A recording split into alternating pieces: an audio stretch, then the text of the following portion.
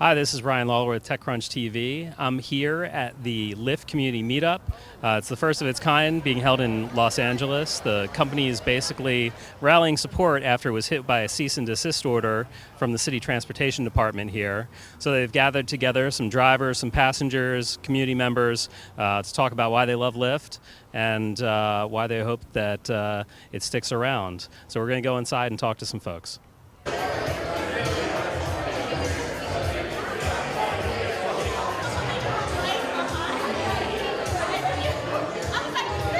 So I'm here at the Lyft community meeting in LA. I'm here with Matt. Matt's one of their drivers, is that correct? That's correct. I've been driving for about 2 months for Lyft. Okay. So Lyft was hit with this cease and desist by the City Transportation Department here, and they had a city council meeting, and you sort of showed up and rep for them. So tell me a little bit about how that worked out. Well, basically, the cease and desist order came out early in the week on a weekday, and a couple of days later there was a transportation committee meeting that was held, and that was the first chance for the public to go and speak in favor of Lyft. A lot of the ride-sharing companies were blindsided by the cease and desist order, so I decided to go down there and try to make my voice heard. Okay. And so in representing them, you were like pretty much the only one there in support of Lyft, right?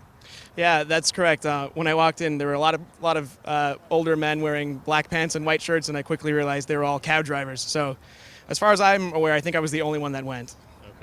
Okay. So tell me a little bit about the meeting and sort of what you said and, what you were trying to get across in support of Lyft. I was the last one to speak, actually, so I spent the first few minutes just kind of listening to what other people were saying, and I was frustrated to hear that a lot of it was either misinformation or in some cases just outright lies. A lot of information was put out, such as our insurance and people claiming that we're uninsured, that drivers don't have background checks and things of the sort, and that just isn't true. So I took my little window of opportunity to try to clarify those things for everybody. Okay. And your experience, so when you signed up to be a driver, what was the process for you, like background check and all that type of thing? For me, the application process had two parts. The first part was an over-the-phone interview just to kind of feel people out and see if they're kind of friendly and sociable.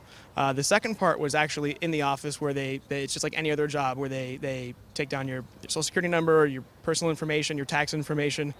But it did go a little bit above and beyond in the sense that they did do a criminal and a DMV background check. So we did have background checks that were done for us. Okay. And for this meeting today, you're going to be sort of kicking off the meeting. What's the message that you want to get across here to some of the other community members? I think the general message we're going for today is that people love Lyft. It's a great thing that makes the community safer and closer, and it's generally just a great thing that people really enjoy, and it should be here to stay. Okay, excellent. Well, thanks for talking with us. Thank you.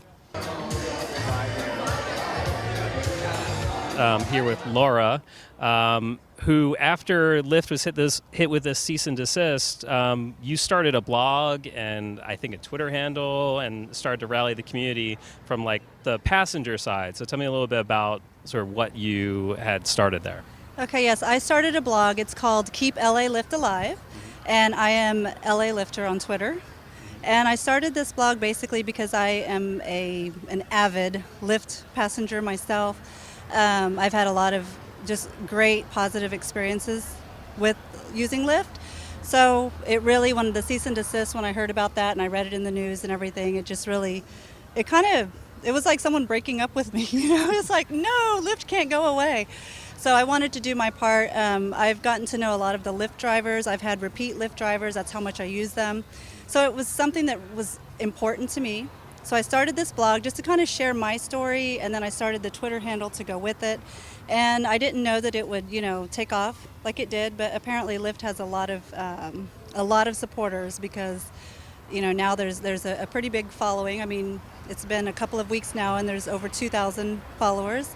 And quite a few Lyft passengers have shared their stories with me as well that I've posted on the blog. So It's not just about me, it's about the community. Okay, so tell me a little bit about those stories. You put a place where people can, share and talk about their experiences. What kind of things are you hearing from them? Well, I'm hearing mostly a lot of the women that are submitting their stories. It's about the safety, that they feel really safe with Lyft. And then also convenience. There's a lot of people writing in that, Lyft is so convenient. I don't have to, there's no cash transactions. I get picked up, I get dropped off. So it's a lot of safety, convenience, and then also just, they're fun. The Lyft drivers are so personable. You have a great conversation. There's phone chargers, there's water. It's like getting a ride from your friend, which I think was the point of Lyft. And they've really, really done a great job of making that happen. Okay, so you're going to be sort of speaking here tonight to sort of kick off the community meetup. What's the message you want to get across, or what are the things that you want to talk about? Well, the goal for tonight is to really make it, this is the first time ever Lyft community meeting, across the board for Lyft. So there's passengers and there's drivers, and tonight is just to kind of show that this really is a community. This is its own little support group of people that understand the purpose of Lyft, passengers that adore Lyft, drivers that love what they're doing. And so tonight is just to kind of get together and, support one another and, just have this camaraderie while the cease and desist is still going on and everyone's kind of, scared what's going to happen to Lyft. And so this is just to show our support.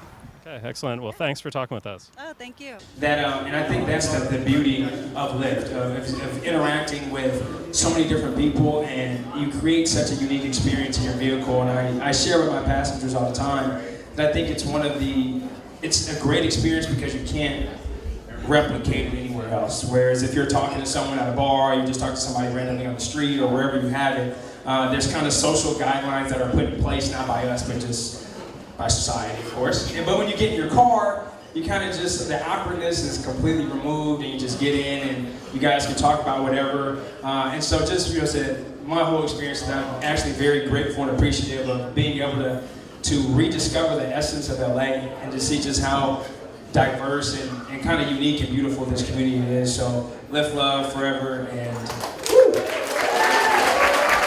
I'm here with John Zimmer, who's a co-founder of Lyft. We're at your community meeting in LA. Tell me what this is all about. Yeah, so after receiving a cease and desist in Los Angeles 2 weeks ago, we had this outpouring of community support, both from passengers and drivers wanting to get involved, wanting to make sure to save the stash in LA. And so we organized this event, and drivers spoke, passengers spoke, and just to really demonstrate the power of this community and make sure that we keep this momentum and we start, continue the communications with the city to make sure we can maintain operations. Okay, so you received the cease and desist. Where are things now with the city? Have you been in communication with the transportation department or the mayor? What's going on? I met with the Department of Transportation several months ago. I had what I thought was a really positive meeting, and then no one said anything to us. Prior to this, it did come from a taxi regulator. With the mayor's office, we're in touch with them and have been for the mayor just switched over this past week, so we've been in touch with the new mayor's office, and from what we hear, they're very supportive of innovation and they want to help solve the problem that everyone in LA needs to own a car. So I think it's just we've started the conversation. We're going to work with the community to keep that going and to tell everyone what we do in terms of safety with the $1 million of insurance, criminal background checks, DMV checks.